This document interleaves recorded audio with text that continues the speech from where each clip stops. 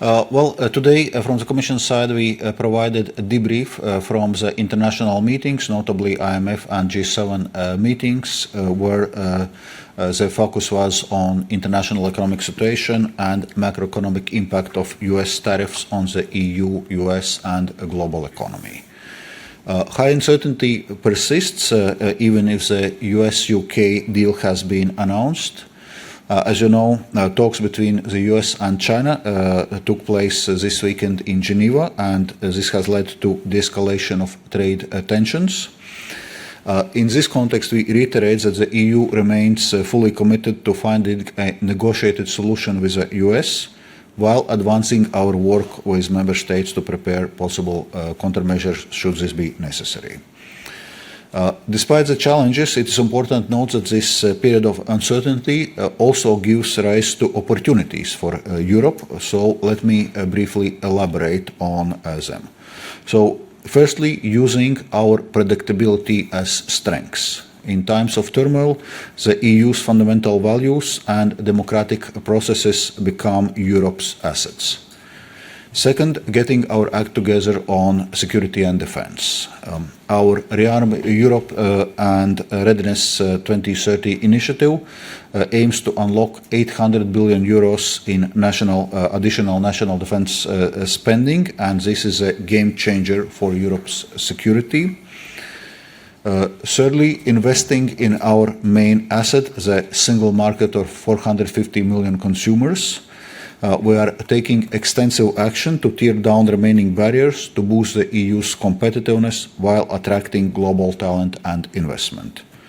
Fourthly, cutting red tape to boost our competitiveness.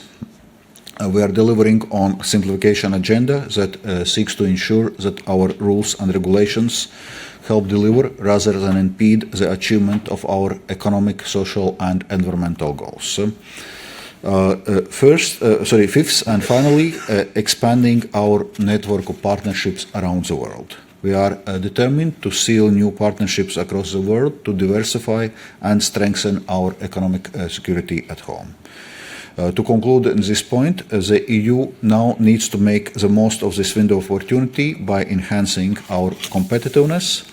And with this, the EU can act both as safe haven for global investors in a short term and also increase its attraction as a destination for investment in a longer term. So from Commission side, we are determined to play our part to make this happen.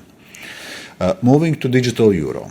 Today we also held a positive discussion on progress in advancing with this important file.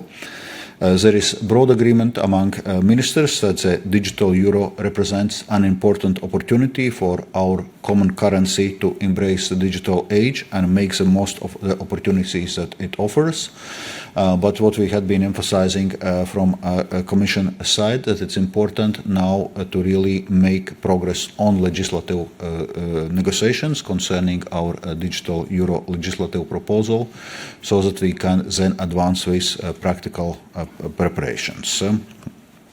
Recent geopolitical developments also underlined the urgency of making progress of introduction of a digital euro. It can be an important pillar in strengthening the EU strategic autonomy and resilience. So member states have by now discussed all the key points of the proposals. On the basis of progress already made, it's now time to identify landing zones and steer the file towards a conclusion. So we need to strike compromises on remaining open issues. At today's meeting, I once again made clear that the Commission is committed to provide all the necessary technical support to facilitate progress. I also expressed my hope that given the impetus that current global developments are providing, we can make important progress on a digital euro in the months ahead. In today's more complicated and conflictual world, the digital euro can be a cornerstone of competitive, resilient and truly European retail payment system. I will stop here. Thank you.